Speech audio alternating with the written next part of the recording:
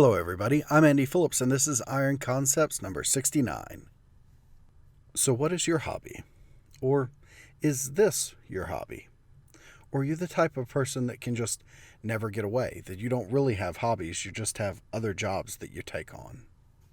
For me, I've always found it hard to not be working on something, always learning or researching something new. My phone is always packed full with folders full of videos and articles about topics that I want to learn about next. I've been thinking about this because over the next 3 days, I have a gift making workshop. It's not really much of a class, although it can be a bit at times. But really, I don't have a lot to do there. I just have to make sure the doors are open, kick back in a chair and prop my feet up, and occasionally give some advice on how to forge something. And after that all day, where I don't have a whole lot of responsibility, then I go back to the hotel room in the evenings, and I've got 3 days until my family shows up, and shortly thereafter, it's followed by Turkey Day, which of course is followed naturally by Nap Day. When I'm faced with a time like this, logically, the first thing that I think to do is to figure out what I'm going to learn over those 3 to 5 days with very little to no responsibility. But the other night, as I was loading up all of these ebooks, gigs and gigs of data on Postgres and getting ready to learn, brush up on my understanding of relational databases, it hit me that maybe this isn't the right thing to do.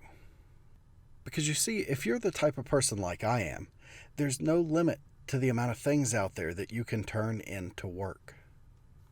No hobby is safe, because you can take absolutely any good, relaxing hobby and using the pursuit of knowledge, turn it into work. And while I think of blacksmithing as a root trade, really, above all else, I think the ability to learn is the true root of everything.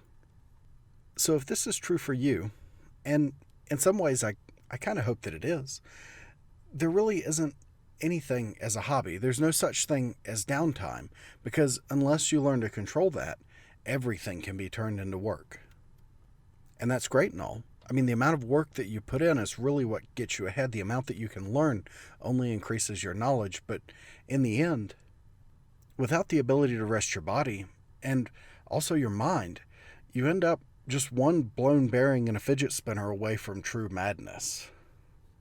And from my perspective, there's actually a lot to be said for people who can just naturally zone out sometimes. Because I can't.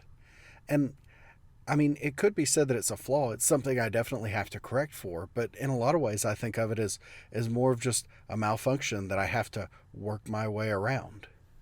So I really do envy those that can do Netflix and chill without a spreadsheet to keep up with what they're watching.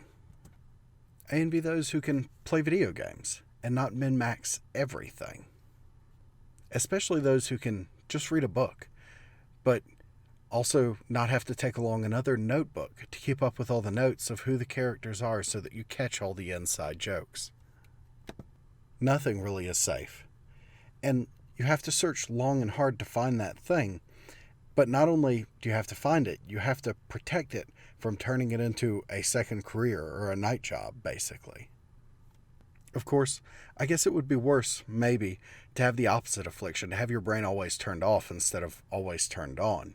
But it still doesn't change the fact you have to find that thing. You have to be able to have downtime and relaxation time without turning it into work.